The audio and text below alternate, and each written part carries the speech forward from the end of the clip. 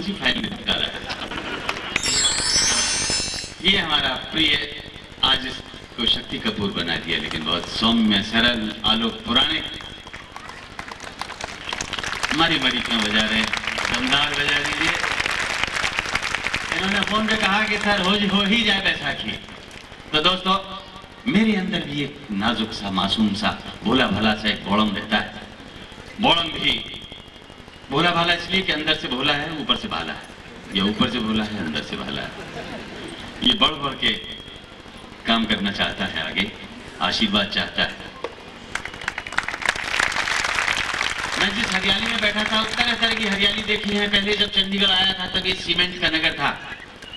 बहुत बरस पहले जब ये आया, जब ये बना था नगर, 40 साल पहले की लगभग आया। अब तो इधर आइए तो अमराई, उधर आइए तो अमराई, तरह तरह की हरियाली दिखाई देती है। मैं गया त्रिनिदाद, वहां बोले इतनी हरियाली आपने कहीं नहीं देखी होगी। मैं गया ऑस्टिन, वहां बोले इतने तरह का हरापन आपने कहीं नहीं देखा होगा अशोक जी जितना ऑस्टिन में है। मैंने कहा हरापन को गड्ढे में फेंकिए, ये बताइए हरामपन कितने प्रकार का है। वो बोले कि अशोक जी हरामपन तो सब जगह बढ़ रहा है, तो हमारे यहाँ भी बढ़ रहा है। तो इस बढ़ते हुए हरामपन को प्रणाम करते हैं और हीफा के इस प्रयत्न को, जो भ्रष्टाचार का उत्सव आज मनाने जा रहा है। तरह तरह के आप श्रोताओं में बैठे हुए हैं, आपके लिए इस प्रकार का संबोधन नहीं करूंगा, लेकिन बड़े बड़े लोग होते हैं जो कैफियत अपनी रख के बैठे रहते हैं। इनमें भी बैठे हुए, आपको ऐसे ना दिखाएंगे तो मैं ऐसे दिखा देता हूँ। इसमें हम बैठे हुए हैं, देख रहे हैं। ये लालू जी हमारा बड़ा फास्ट फ्रेंड है। ये अपना हमारा कंधा पे अपना आर्म रखते हैं, हमें प्लेटफार्म पर रखते हैं, तरह तरह का जुगाड़ बताते हैं। जुगाड़ टेक्नोलॉजी इन सब इनके पास बहुत है। ये कृष्ण का नहीं है। ये देश के लोकतंत्र को ही बजा देते हैं। बंसी बजाना तो बहुत दूर की बात है। ये देश का लोकतंत्र बजा चुके हैं। देखिए लालू जी भी हमारा एक शिष्य है अशोक स्वतंत्र, वो कहता है कि लालू जी में और कृष्ण कन्हैया में बड़ी समानता है। लालू जी जेल में रहे, कृष्ण जी जेल में पैदा हुए। ई चरवाहा ऊ चरवाहा, कन्हैया की गैया चारा खाती थी तो ये खुद ही खा लेते थे। ये भी बिहारी है और वो तो बाकी बिहारी है ही है। जो बैठा है हमारे पास सुरेंद्र दुबे, इनको नहीं मालूम कि हम इनके साथ क्या करने जा रहे हैं। ये बोला आप जो ई का सम्मेलन कर रहे हैं को पता नहीं ना है कि ये जमेगा नहीं जमेगा। जमा तो जमा, ना जमा तो ना जमा। हमने कहा ना जमा है तो ला जम गई, तो हमें हमारा ये न जमेगा ऐसा कैसे हो सकता है। जो जमा सो जमा, न जमा न जमा। अब न जमा का जमाना गया, चूंकि सुदर्शन जी ने तो अडवाणी और अटल पे भी फतवा जारी कर दिया। देखिए उधर प्रकाश करतवा आ गया है, ज्योति बसु उससे परेशान है। ये जो बूढ़ा लोग जा रहा है और नया लोग जो आ रहा है वो ज्यादा कट्टरवादी होता जा रहा है। देखिए भारत का भविष्य क्या है, लेकिन सुरेंद्र दुबे को समझिए कि उसके अंदर लालू का आत्मा आ जाता है तो क्या होगा, इसका कान का बाल बढ़ जाएगा।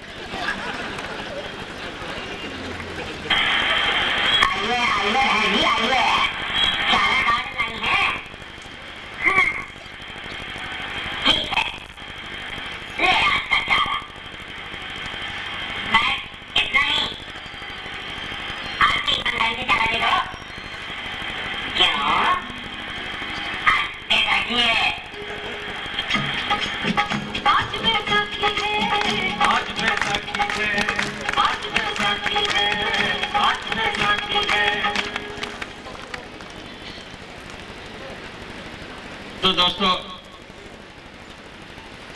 ये सुरेंद्र दुबे जिनका जन्म हो ही चुका है, अवस्था पहले से अच्छी है, अनुभव ऐसे जैसे अमन वर्मा और शक्ति कपूर के नहीं है।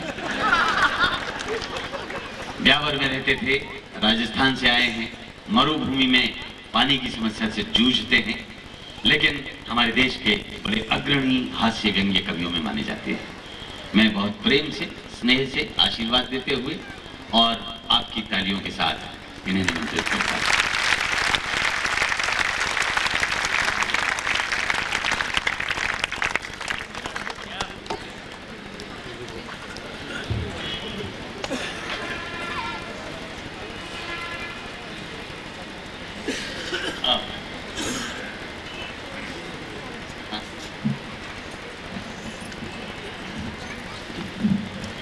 उल्लास आप बैसाखी के अनुपात में ही बनाए रखिएगा। महामूर्ख सम्मेलन में उपस्थित सभी मूर्खों को प्रणाम करता हूँ। धन्यवाद। क्योंकि जब किसान सम्मेलन किया जाता है तो सुनने के लिए किसान आते हैं, बोलने के लिए नेता आता है। और महामूर्ख सम्मेलन किया जाता है तो सुनने के लिए कौन आएगा? ये आप कल्पना कर सकते हैं। मुझे मुशर्रफ बनाया गया, धन्यवाद देता हूँ। माँ सरस्वती को प्रणाम करता हूँ, क्योंकि सबको कर लिया गया, उन्हीं को बाकी है।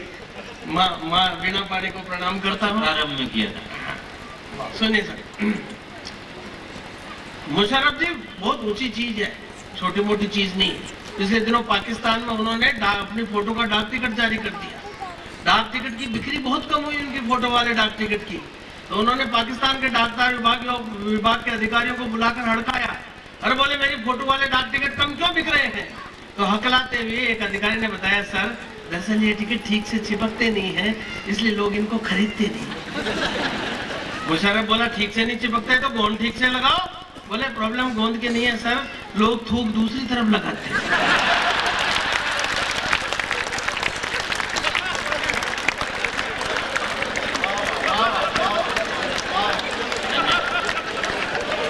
यही वजह है कि दुनिया के सारे तानाशाह चुनाव से घबराते हैं और कुछ भी कर सकते हैं, चुनाव नहीं लड़ सकते। पिछले दिनों अच्छा अपने लोग भी इंटेलिजेंट, मुशर्रफ को वार्ता करने के लिए बुलाना था तो चंडीगढ़ कितना टॉप का शहर था, दिल्ली कितना बढ़िया शहर, कहाँ बुलाया?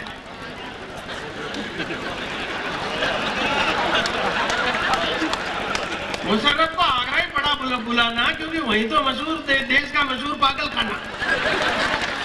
मैंने कल्पना की मुशर्रफ साहब पागल खाने में जाएं और पागल उनसे बातचीत करे तो क्या बातचीत होगी, ये कल्पना देखना और आनंद लेना। छोटी सी कविता 2-3 मिनट की, फिर एक कविता सुनूंगा, क्योंकि मुशर्रफ मुझे बना दिया गया है, इसलिए मुझे लगता है मुझे सुनानी चाहिए। नहीं, आप कोट उतार चुके हैं, अब आप सुरेंद्र। पागल खाने में तोड़ते हुए मौन, मुशर्रफ ने एक पागल से पूछा आप कौन? पागल खाने में पागलों से इंट्रोड्यूस हो रहे मुशर्रफ साहब। पागल खाने में तोड़ते हुए मौन, मुशर्रफ ने एक पागल से पूछा आप कौन? पागल बोला मुझे पहचाना नहीं भाईजान, मैं तुम्हारा पुराना जनरल अयूब खान। मैं तुम्हारा पुराना जनरल अयूब खान। ये इधर जनरल यहिया खान साहब बैठे हैं, इधर जनरल जियाउल हक साहब लेटे हैं। हम आपको सही बताते हैं कि जो डेमोक्रेसी को सताते हैं, पंक्तियां आपका तालियां चाहती है, आशीर्वाद चाहती है। हम आपको सही बताते हैं, जो डेमोक्रेसी को सताते हैं, बेवजह कश्मीर कश्मीर चिल्लाते हैं, एक दिन यहीं पर आते हैं।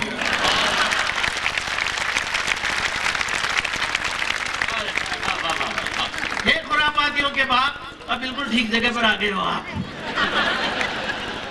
दूसरा पागल बोला आपको तो पहले ही आ जाना था। तीसरे ने कहा शिखर वार्ता इसके लिए अच्छा बहाना था। चौथा पागल बोला देर आए। आपको कैसे पता? चौथा पागल बोला देर आए दुरुस्त आए। पांचवें पागल ने कहा अपनी फौज के बाकी जनरलों को क्यों नहीं लाए? मुशर्रफ बोला अब इन पागलों को कौन समझाए, हम आए नहीं थे, लाए गए। और आप तो सब वही थे, हम आए नहीं हैं, लाए गए हैं। एक पागल बोला यहाँ कौन अपनी मर्जी से आता है?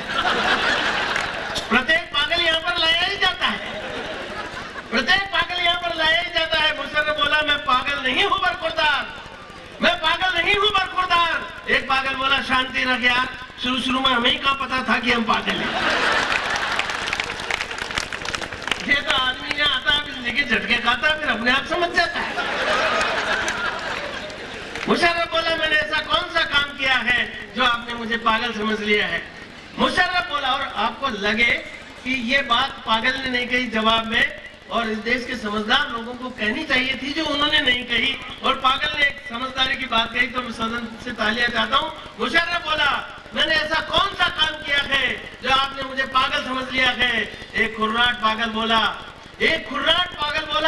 कश्मीर को कोर इश्यू बनाना पागलपन है, हुर्रियत को चाय पार्टी पर बुलाना पागलपन है, कश्मीर की आग पर खाद सेकना पागलपन है और भारत के बंटवारे का ख्वाब देखना पागलपन है।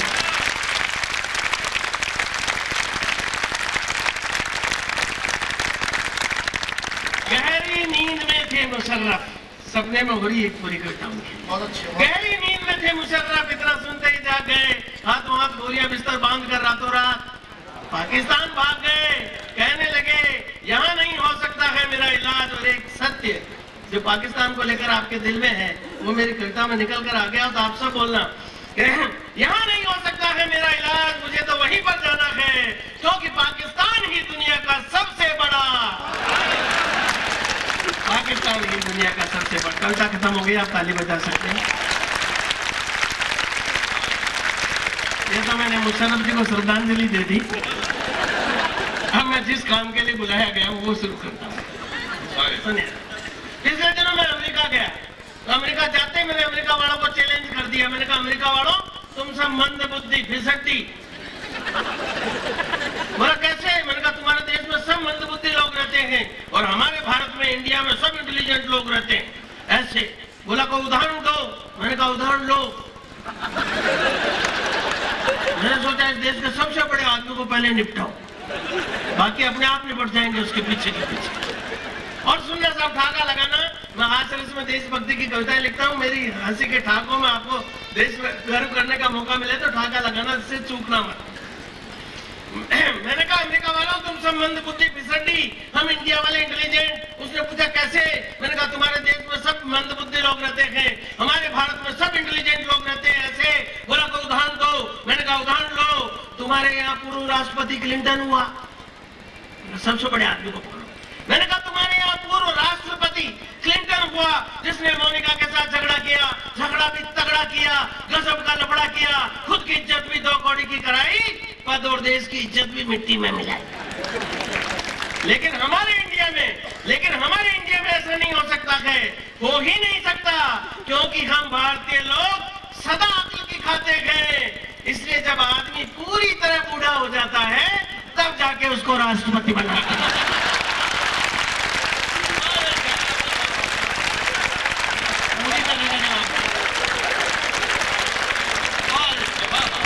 कविता पूरी तरह अच्छी है,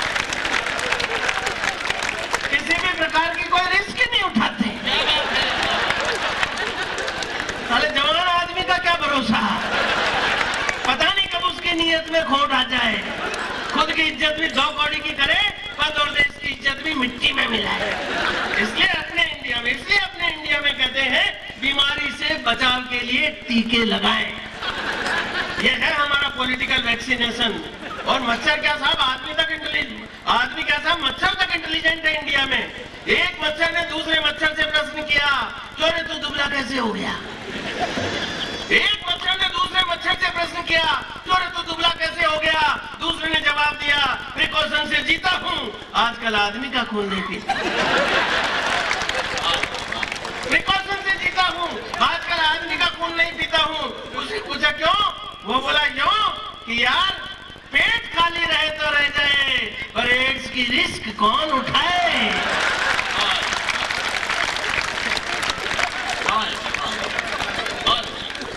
हमारे देश में सब इंटेलिजेंट, लेकिन हमारे देश का व्यापारी सुपर इंटेलिजेंट। पिछले दिनों में अपनी सगी पत्नी के लिए साड़ी खरीदने के लिए बाजार में गए। भाई सगी को सगी कहने में क्या हर्ज है, उनको आजकल बगी को सगी कह देते हैं। अपन तो भोले ब्राह्मण सगी को सगी करें।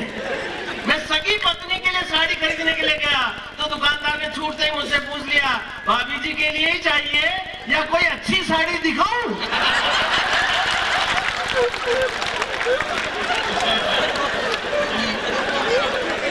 आदमी फोकट में मेहनत काय को करे साहब।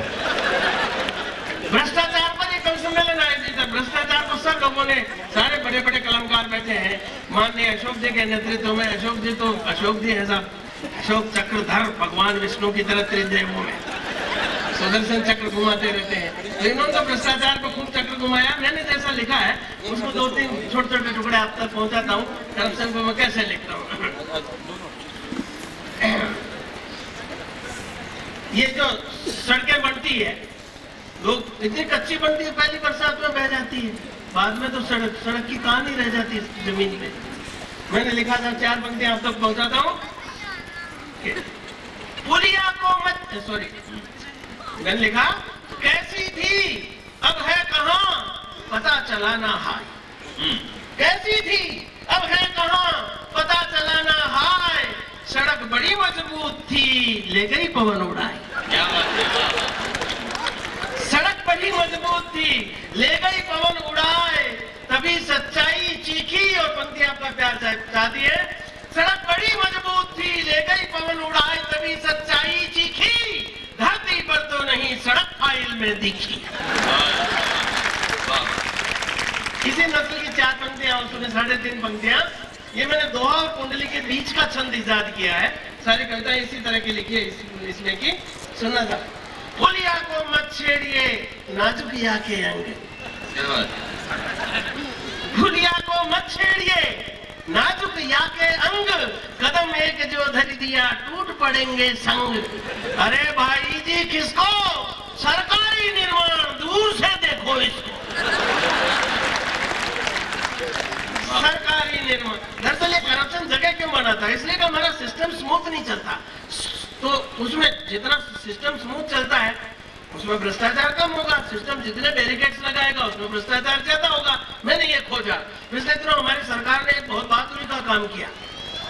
2-3 साल पहले उस विमान को बहादुरी पूर्वक बचा लिया जिसका अपहरण ही नहीं हुआ। बेचारे अटल जी परेशान, अडवाणी जी परेशान, दोनों बूढ़े लोग रात भर जागते रहे। पता चला जी हाईजेक हो गया। दिल्ली हवाई अड्डे पर अहमदाबाद से लाके विमान को उतार दिया। वो पायलट तो सोचते रहे विमान में अपहरण करता, विमान वाले सोचे कॉकपिट में बैठे, गलतफहमी में अपहरण मान लिया। जब सुबह पता चला कि गड़बड़ हो गया तो प्रधानमंत्री ने अपनी तरफ से जांच बिठाई, गृह मंत्री ने अपनी जांच बिठाई। मैं दोनों की कमेटियां जांच शुरू भी नहीं कर पाई कि मैंने जांच करा के तो रिपोर्ट तुरंत प्रधानमंत्री जी को भिजवाई। उसको आज राष्ट्र हित में लीक कर रहा हूं। बात नागरिक उड्डयन सुविधाओं की नहीं, बात पूरे देश के सिस्टम की आप के लगाना। मैंने लिखा, हे प्रधानमंत्री जी, हमारे देश में कुल मिला के ठीक ठाक हवाई अड्डे 3, 2 तो बंद, एक खुलता ही नहीं। और जो हवाई अड्डा खुलता ही नहीं उस पर हवाई जहाज खड़े 3, 2 तो खराब, एक उड़ता ही नहीं। और जो हवाई जहाज उड़ता ही नहीं उसे कंट्रोल करने वाले कंट्रोल टावर भी 3, 2 तो फिजूल, एक पे खुद का ही कंट्रोल नहीं।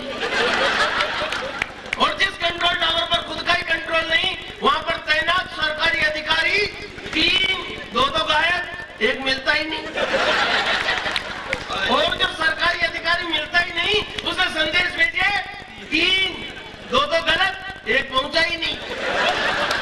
और जब संदेश पहुंचा ही नहीं उसे रिसीव करने वाले पायलट भी 3, 2 तो बहरे, एक सुनता ही नहीं। और जब पायलट सुनता ही नहीं उसे दिखे अपहरण करता 3, 2 तो गायब, एक की शक्ल ही नहीं। और जिस अपहरण करता की शक्ल ही नहीं उसे पकड़वाने आए केंद्र के मंत्री 3, 2 तो बेवकूफ, एक में अकल ही नहीं। भ्रष्टाचार की समस्या ऐसे कि पता नहीं चलता हम कहां से इसकी जड़ को पकड़े। सवाल और जवाब देखना, सुलझी हुई कहानी को का आनंद लेना। एक ने पूछा पानी कहाँ है, दूसरे ने कहा घड़े में। यहाँ से बात शुरू होती है, 30 सेकंड की बात आप आनंद लेना। सवाल और जवाब, पानी कहाँ है, जवाब मिला घड़े में। घड़ा कहाँ है, घर में। घर कहाँ है, मोहल्ले में। मोहल्ला कहाँ है, शहर में। शहर कहाँ है, जिले में। जिला कहाँ है, प्रांत में। प्रांत कहाँ है, देश में। देश कहाँ है, एशिया में। एशिया कहाँ है, दुनिया में। दुनिया कहाँ है, पानी में। पानी कहाँ है, घड़े में।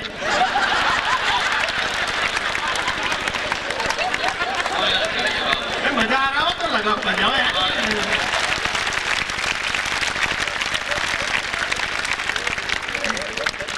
एक कविता आपको सुनाता हूँ। रचना का शीर्षक है मेरा भारत महान। ये अपने देश पर गर्व करने के लिए मैंने कविता लिखी। मुझसे पहले हाथरस के जितने कवि थे सब 3 विषयों पर मुख्यतः कविता लिखते थे, एक पत्नी, एक पुलिस, एक नेता। मैंने हिंदी में शुरू किया हाथरस में देशभक्ति, जो मुझसे पहले नहीं थी हिंदी में, वो मैंने शुरू की। उसमें की एक कविता सुनाता हूँ। रचना का शीर्षक है मेरा भारत महान, अपने देश में गर्व करना और ठाके लगाना। हाथरस में देशभक्ति कैसे आ सकती है? बस लाने वाला चाहिए। एक अमेरिका का वैज्ञानिक बैठा था, एक जर्मनी का बैठा था, एक भारत का बैठा था। तीनों अपने अपने देश की प्रशंसा करते हुए अपने अपने देश में गर्व कर रहे थे। अमेरिका के वैज्ञानिक ने अपने देश की तारीफ करते हुए कहा, यार अमेरिका में जमीन की खुदाई की तो जमीन में से एल्युमिनियम के वायर निकले। इससे पता चलता है कि बिजली का आविष्कार जरूर हमारी अमेरिका में हुआ था। भाई ने अपने देश की सरका दी। अब जर्मनी वाला पीछे काय को रहता?